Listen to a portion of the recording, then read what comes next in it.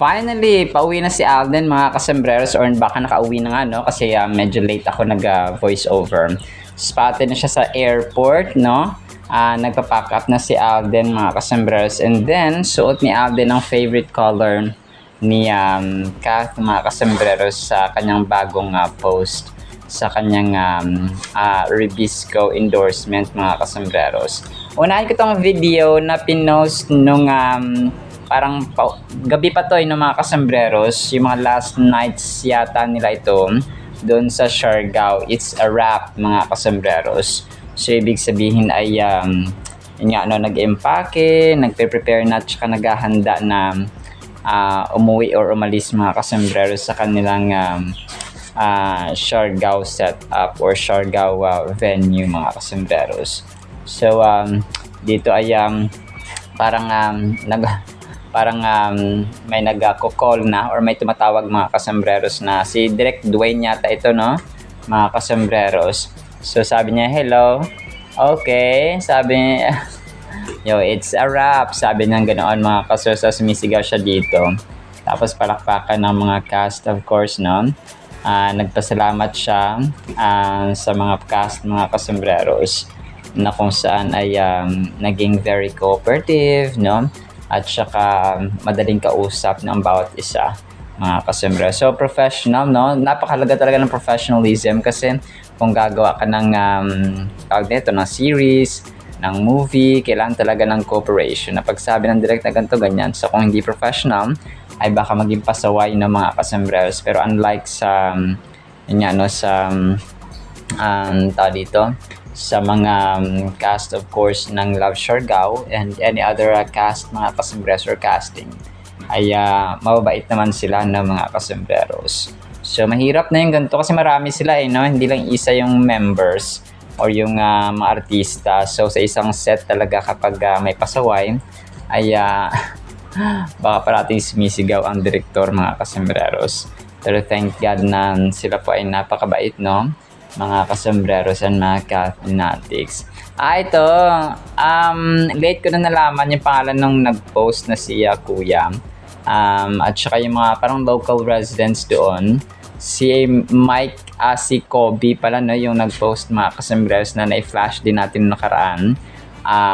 Yung sa sa local resident nga doon sa may parang rap, parang gumagawa sila ng games no, yung may pag-games si Alden mga kasembreros na last night ng Love Siargao. So sabi ni Mike si Kobe, sabi niya kami po ay lubos na nagpapasalamat Sir Alden Richards bilang driver. Okay, sila pala nag-hire pala sila ng driver mga kasembreros no doon sa Siargao. Okay, si Kobe. So driver niya sa Love Siargao more series or movie series. Sa lahat ng cast at buong team Love Siargao, maraming salamat po. No, tapos heart. Siya pala si Mike pala no. Si Mike pala ang kanilang parang local driver doon mga kasembreros sa area. Kasi kailangan mo talaga ng nang nakakaalam sa lugar mga kasembreros. Pag kailangan mo mag-tour, no, kailangan mo pupunta sa ganito, sa ganyan. So kailangan talaga may nakakaalam mga kasembreros. So ang galing ng kanilang technique. Tapos ang cute nito kasi yung Dr. O Skin Lab ni Alden mga kasembreros. Nag-post sila kahapon sa kanilang TikTok account mga kasembreros. So dito ay parang may isang model na babae mga kasembreros na gumawa ng kagaya ng kay Alden mga kasembreros. So parang ginaya niya yung kay Alden no, na nag-spray ng Dr. O Skin Lab ng hypochlorous spray mga kasembreros.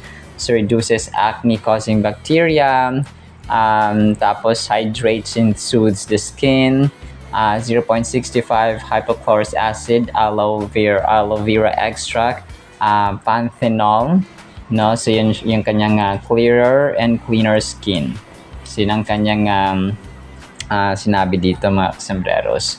So parang additional din kay Alden ay of course ay meron siyang itong si ate na parang kinuha nilang extra din po sa Dr. O Skin Lab mga kasembreros. Tapos may tatlong pictures dito na pinost parang iba-ibang angulo ito mga kasembreros no, doon kay Dr. Dwayne nga sa kina Alden at kay Nadine mga kasembreros sa Love Siargao no. So ito na yung parang time na no, it's a wrap na mga kasembreros. Tapos yun, parang sa gilid sila ng beach sa buhangin mga kasembreros, nakahiga-higa at saka nakaupo sa buhangin mga kasembreros. So, na-flash ko na yung isa dito, pero may dagdag pala or may iba pang pictures or angulo yung ginawa nila dito mga kasembreros. So, parang nag-picture taking na parang kulitan moments na lang ito mga kasembreros, no? Sa tabi ng dagat sa Dalampasigan. Sa Dalampasigan mga kasembreros. So, ang cute na kasi parang bata pa yung director nila. And then, yan, no? Parang very close sa kanila kasi parang yung samahan nila ay parang tropa-tropa lang mga kasembreros kagaya kay Direk Cathy no Garcia Sampana. Tapos major items tayo mga kasembreros ha.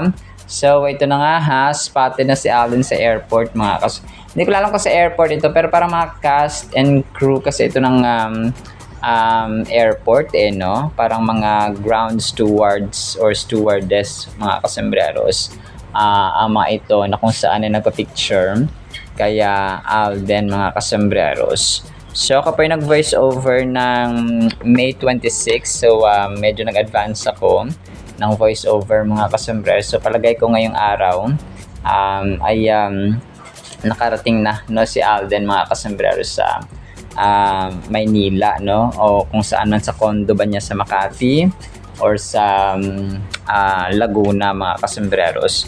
So palagi ko sa Makati siya tumuloy dun sa kanyang condo kasi mas malapit yun sa Quezon, kasi pag nasa Laguna pa siya manggagaling, south yun, sobrang layo no kapag pupunta siya ng GMA Network or kung saan mga next na trabaho niya Soy T mga kasembreros. So random photos ito ng mga nandoon no, na kung saan ay nagkaroon ng chance na makita at saka makapagpa-picture kaya Phenomenal Box Office Cinema King. So Manila, Palau, something like that no, yung ano niya dito pangalan. So hindi ko gaanong mabasa yung mga kasembreros, yung kanyang talagang pangalan ng airport or no. So pwedeng okay, so yeah, pwedeng ito ay sa Manila, Palau. So wait, Philippine PAL, okay, sa PAL sila mga kasembreros na airport no, or na airline. So Philippine Airlines or PAL ito yung kanilang sinakyan kasama si Laysam of course no, and the rest of parang walang gaanong exposure dito si Mama Ten. Si Mama Ten, bihira lang siya no mga kasembreros na gumala-gala siguro, kung kaya ay kung kaya ay hindi siya gaano nasama sa mga picture and videos mga kasembreros kasi gumala-gala sina Alden. Tapos another major item natin, susuot ni Alden ang favorite color na damit mga kasembreros niya Phenomenal Box Office Cinema Queen. So nagkataon lang siguro ito no, nag-green ang kanyang suot sa kanyang bagong post sa Ribisco Crackers na kanyang endorsement mga kasembreros. So ito po ay green no, yun nga no. Tapos minomodel niya of course ang ang Ribisco Crackers mga kasembreros. So nag-post siya sa kanyang TikTok, sa kanyang Instagram at Facebook account mga kasembreros. So tatlo no yung kanyang pinostan mga kasembreros. So 1 hour ago, sabi din dito sa caption, mabahabang araw na naman today. Kaya simula pa lang ng umaga, dapat ready na ako maging pasobra. Baon ko, Ribisco Crackers para may extra hataw mula biyahe hanggang set, tulad ng Ribisco Crackers na may 4 pieces crackers na pasobra. Kayo, anong pasobrang baon nyo sa biyahe? Siya na yung sabi niya dito mga kasembreros. Tapos model niya yung dito ang Ribisco Crackers. So masarap to no mga kasembreros, masarap siya kapag meron kang perang pambili no, pero pag wala of course ay tingin-tingin lang no, tamang tingin lang tayo mga kasembreros. Tapos, yung mga kakulitan, no? Patuloy pa rin ang trend ni Alden Richards, mga kasembreros. So, ito pa ay post ni It's Juna, no? Sa TikTok account, mga kasembreros. So, yun nga, no? Ang kulit nito. I'm so obsessed with Alden Richards that my husband looks exactly like him. Sobrang kulit talaga nito. Oh. Nagpa-dimple sa kunwari si kuya na naka-blue. Yung sobrang kulit talaga nito. Mga kasi hindi ko lang kung sinong pasimuno nito, pero yun, no, naging trend na talaga siya sa social media, mga kasembreros. So, or sa TikTok, lalong-lalo na kung saan ay yung, kahit yung isa dito may isa dito na best friend lang yata niya, or parang na-flash ka na nakaraan, na parang yung best friend niya, na-obsess siya sa best friend niya, kasi yung best friend daw niya ay kamukha ni Alden Richards, mga kasembreros. Sobrang kulit lang talaga ng mga taong to, no? Or mga good vibes lang naman ito.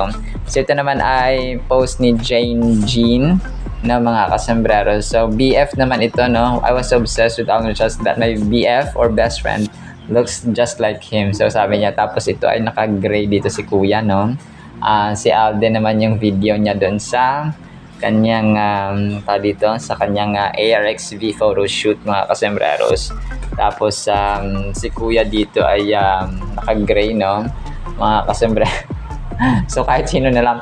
Pwede iba na I was obsessed with my father that Alden I was obsessed with my father. I was obsessed with Alden that my father looks like him. So biro-biroan, no, kahit na matanda na ay pwedeng maging ka-look-alike ni Alden Richards, mga kasembreros. So wala namang problema doon, mga kasembreros, no, kahit matanda, kahit lolo, no. Kasi hindi lang naman physical attribute nor physical feature ang kailangan dito. It's also the heart, no, kabaitan, yung pagiging generous, pagiging down to earth, yung pagiging humble, yung pagiging pagiging kind, no? Mapagbigay, mga kasembreros, at saka family oriented talaga. No, very ideal na mga kasembreros. Kumbaga pa siya isang huwarang tao, mga kasembreros, na hindi siya nadadala or parang hindi nilamon ng kasikatan at kayamanan or pera, mga kasembreros. Kasama sabi nga ni Nanay Christopher Min, no, talagang siya sobrang bait, mga kasembreros. Tapos last item natin, so sobrang lalim nito, pinost ng isang admin kagabi, si Charjan. Sabi niya, 11 hours ago, ano man sabihin ng iba, basta ikaw at ikaw pa rin ang mamahalin, di magbabago. Wow, sobrang lalim, no? Ang daming likes, 412 reactions ito, mga kasembreros, no? Sa Facebook. 11 hours niya palang pinost, pero 412 reactions na kagad siya, mga kasembreros. It's something na talagang solid na fans or A-team community ni Alden, mga kasembreros, kasi nga nandun yung solidity, nandun yung firmness ng pagsuporta ng mga solid fans ni Alden, mga kasembreros. So, ang nakakatuwa rin dito, hindi lang siya, hindi nga lang dito sa Pilipinas, kundi maging sa ibang bansa, mga kasembreros. So, definitely nakaka-inspire yung mga ganitong uri ng fandom, mga kasembreros. Alright, so yan lang actually sa ating captain items. May play pa ako dito. Ayun, so yung kay Alden, yung last night nila, mga kasembreros. So play natin ito, tapos ang Word of God, mga kasembreros, na sobrang mahalaga sa ating buhay. Sana po ipakinggan natin ang mga videos na ito, and then ang Word of God. Isang pinagpalang araw po, ha, sa bawat isa.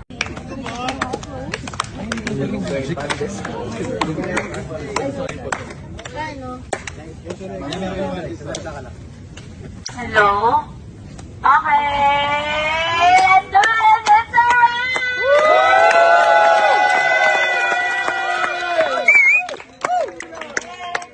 Maraming pong salamat, everyone! Thank you! Sobrang ganda ng ating Word of God mga kasembrero. Sana po ay patapusin natin. Ang title po ay Nagagawa ng Kaalaman. Proverbs chapter 9 verses 1 hanggang 2. Wisdom has built her house. She has hewn out her 7 pillars. She has slaughtered her meat. She has mixed her wine. She has also furnished her table. So napakaganda mga kasembreros na gumamit ng mga metaphorical examples or comparisons dito si Haring Solomon mga kasembreros or si King Solomon patungkol sa wisdom mga kasembreros. So malalalim pero kapupulot natin ng aral mga kasembreros yung about sa wisdom, about sa kaalaman mga kasembreros. So dito ay kasi ang gender ng wisdom mga kasembreros when it comes to poetic language ay her, na babae mga kasembreros ang wisdom. So baba yung talino, parang sobrang gamit na gamit talaga mga kasembreros ang wisdom sa ating pang-araw-araw na buhay. Yung pipili ka ng tama, kung anong tama yun ang gagawin mo mga kasembreros. You have the discernment, you have careful thought mga kasembreros between tama and mali, and then you choose right from wrong mga kasembreros. So ganun po ang wisdom, and it's pa heavenly gift kasi ang wisdom no? Sabi ni Lord, kung wala tayong wisdom, humingi tayo sa Panginoon yung mga ideas, mga strategies natin sa buhay, no? Talagang yun yung kailangan natin araw-araw, because we encounter, no, we face challenges, may it be small challenges or big challenges ng ating buhay. So, kailangan natin ng wisdom. Paano makalagpas, paano ma-solve mga kasembreros sa mga problema natin, maliit man yan o malaki mga kasembreros. So, dito specifically yung verse 1 mga kasembreros, no, sabi dito ay wisdom has built her house, she has set up its 7 pillars. This is obviously a symbolic description since wisdom is personified. So ginawa siyang tao dito mga kasembreros, no, yung wisdom, no, as we mentioned earlier. So ang malalim dito na parang nakaka-curious din yung mga Bible scholars kung ano yung explanation, ano yung kahulugan ng 7 pillars, kasi pitong pitong haligi, no, something like that mga kasembreros. So and yung number 7 kasi when it comes to biblical truth or passages mga kasembreros ay napakahalagang figure yung number 7, kasi yung number 7 it talks about completion. Pitong araw na sa ikapitong araw na kompleto ng Diyos mga kasembreros ang mundo, no, ang days of creation mga kasembreros. Tapos yung passage na to ay nagko-communicate ng application of wisdom, nagresulta sa complete, no, order mga kasembreros and well-furnished house, one that lacks nothing. So parang yung bahay daw kapag may wisdom ang namumuno mga kasembreros, ang let's say yung nanay, tatay, yung mga yung mga haligi at saka ilaw ng tahanan ay may wisdom mga kasembreros. So may may provision, hindi nagkukulang mga kasembreros, kasi it's may completeness, no, kasi nga may wisdom ang nagpapatakbo sa tahanan mga kasembreros. Pansinin natin yung mga magulang, yung asawang lalaki, asawang babae, kapag wala silang wisdom mga kasembreros, wala rin silang pangarap. Wala rin silang parang idea na anong gagawin natin para ma-resolve ito, para marutas to, para magkaroon tayo ng good future. So kasi ang tao kapag especially kapag hindi nagbabasa ng Biblia, hindi siya magkakaroon ng wisdom, hindi siya magkakaroon ng idea or strategy sa buhay kung paano isolve at kung parang gawing madali ba, no, mga kasembreros yung mga problemang kinakaharap natin. So ganoon siya, kasi ang tao kapag yung hindi na natin underestimate yung mga tao, kunwari na yung pag-iisip nila ay parang elementary, yung iba pang high school, kahit na may pamilya na sila, may anak na sila, for example 40s ka na, 50s ka na, pero yung the way you think and the way you act ay parang bata mga kasembreros, no, when it comes to level of wisdom. No, may mga ganun kasing tipo na 50 years old na sila or 60 years old na sila, parang yung situation nila the same pa rin last 40 years ago. So ibig sabihin wala silang ginawa na mga siguro mga strategy, na mga plano noon, nung bata-bata pa sila. That is why they ended up with the same situation na meron sila long time ago pa. So parang ganun yung gustong sabihin dito. One manifestation ng tao na walang wisdom, mga kasembreros, yung mga ganoon. So especially, no, kasi kapag ang tao may wisdom, mga kasembreros, ay magre-reflect yun no, kung ano yung plano nila, kung paano sila magtrato ng kapwa-tao, ng asawa, anak, kapatid, and so on. So ganoon siya ng mga kasembreros, no. Some ancient writings described the world as resting on 7 pillars. If this was the author's meaning, it is possible that her house in Proverbs chapter 9 verse 1 is parallel in some way with the world. So grabe, no? Yung mga ancient writings down, yung earth daw na ito ay merong 7 pillars. Kasi di ba meron tayong 7 wonders of the world, no? Tapos basta ano yung 7, no, ikapito yung Sunday, magpapahinga, and so on, mga kasembreros. So may similarity, may may relation, mga kasembreros, or connection itong 7 na ito, hindi lamang sa ating buhay kundi sa buong mundo in general. However, this is an unlikely understanding of this particular proverb. Some have theorized that the 7 pillars of wisdom may refer to 7 actions of Proverbs in the content previous to chapter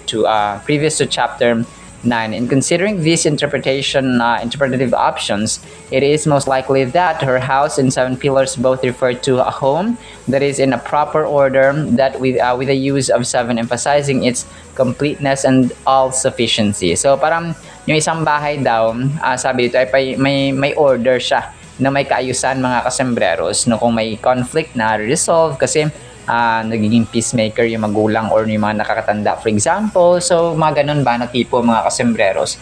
So mahalaga kasi yun na yung isang tao, especially yung nanay at saka tatay talaga, they know how to resolve conflict. Yung kunwari nag-aaway yung anak, nagkakaroon ng tampuhan yung mag-asawa or sila mismo. So alam nila kung paanong gawin, because they have wisdom. May kaalaman sila, mga kasembreros, kung paanong hakbang, kung ano yung steps, ano yung step number 1, step number 2, para ma-resolve ang conflict sa loob ng tahanan. Whereas kapag yun nga, no, ang isa sa mga nagpapakita ng wisdom din po, mga kasus, yung malumanay na pagsagot, yung tipong sasagot ba ako, hindi. Kapag mainit ang ulo ni Mrs. or kapag mainit ang ulo ni Mr. or kapag mainit ang ulo ni tatay ni nanay, sasagot ba ako, hindi. So it requires wisdom, and we need wisdom every sombreros. So wisdom will guide us, no, will i-guide niyo tayo, mga kasembreros, kung ano yung tamang gawin, ano yung tamang desisyon sa buhay, mga kasembreros. So magkakamali man tayo, but hindi siya disastrous, hindi siya malala talaga, mga kasembreros, because we are guided by the wisdom of God, mga kasembreros. So ganun po siya. Live your simple ways and you will live. Walk in the ways of sight. So sa 6 naman yan, mga kasembreros. So Proverbs chapter 9 is presented in chiastic structure, meaning the first and the last portions are parallel ideas with the main point in the center message. So yun siya, no? Something doctrinal ito, mga kasembreros. So yun nga, no, talagang kailangan natin kasi sa mga simpleng bagay lang. Kunwari, anong course ang kukunin ko? O hindi mo gusto yung course mo pero kinuha mo kasi nga wala kang wisdom. So yun na, no, parang yung degree program na kukunin mo sa college ay nung wala kang hindi ka guided ng wisdom, no? Tapos parang na-joke ka lang ng kaibigan mo, tapos hindi mo nagustuhan yung iyong kurso kasi nga iba yung nag-joke sa'yo because you don't have or you lack wisdom. So yun po siya, mga kasembreros. And yung sa pag-resolve talaga ng conflict, pag may misunderstanding kasi ang tao nagiging impatient, no? Parang nawawala ng pasensya, so sabat siya ng sabat, so mas lalong umiinit ang ulo ng both sides kapag walang wisdom ang isa, no? Kapag isa ay driven ng wisdom, tatahimik, for example, and then he or she knows when and how to speak, no? So ganun siya, mga kasembreros, kasi ang taong maalam, alam niya kung kailan magsasalita at hindi magsasalita, at kung paano magsalita na effective, mga kasembreros, at makapagpapahupa, no, ng galit ng kanyang kadibate or kadiskusyon, mga kasembreros. So mahalaga yun, mga kasembreros, very simple lang na mga diskusyones, mga kasembreros, minsan sa ating buhay sa tahanan o sa bahay. Talagang minsan nagki-create ng tampuhan, lumalala minsan na naghihiwalayan because walang wisdom. So, ganun siya, no? Kasi very practical, ma-apply talaga natin yung wisdom sa ating buhay. And kung wala pa tayong wisdom sa ngayon, manalangin tayo sa Diyos, mga kasembreros. Ang Diyos po natin ay hindi po yan madamot. As a matter of fact, agenda po ng Diyos natin ang magbigay ng gantimpala sa atin ng blessings. Kasi umaapaw ang kanyang source no? Yung source, yung bodega ng Diyos sa langit, mga kasunod, sa iyong maapaw. So, every time we pray with a humble heart, with a contrite heart, we repent, mga kasunod, sa ating mga kasalanan, and then we forgive others for their sins, for their trespasses, and then nandun yung genuine authenticity ng ating puso, mga kasunod, genuineness and authenticity ng ating puso sa harapan ng Panginoon every time we pray. Napakahalaga po, no? And especially humility, na yung pagpapakumaba ng loob, mga kasunod, it's really, really, really important sa harapan ng Panginoon because kapag ang tao puno ng yabang ay hindi po yan kumbaga pa nakakalugod sa harapan ng Panginoon. So kapag hindi nalugod ang Diyos natin sa ating buhay, so useless bang lahat-lahat, mga kasembreros. So kasi nga ay hindi na diringgin ang ating kasalanan because ba't pa tayo sa kanya kung kaya naman pala tayo sarili kung nagmamayabang tayo, mga kasembreros, diba? So parang ganoon lang siya. So kung kaya it's really important na yung humility, no, idamit natin always and always, mga kasembreros, sa ating buhay at sa loob ng pamilya, of course, mga kasembreros. And every time we pray, ask for wisdom from the Lord, mga kasembreros. So, yun po siya. Alright, so yun lang po sa ating Word of God, ha? Napapagpalain po tayo ng pag-ibig, pananampalataya, pag-asa, and of course, wisdom na malaki ang kanya nagagawa sa ating buhay. And we need wisdom every single moment ng ating existence sa mundong ito. In the mighty, holy, sweet, magnificent name of the Lord Jesus Christ, we pray, with the communion of the Holy Spirit of the living God. And everyone said, Amen and Amen. See you sa next segment, mga kasamaras, and paalam po.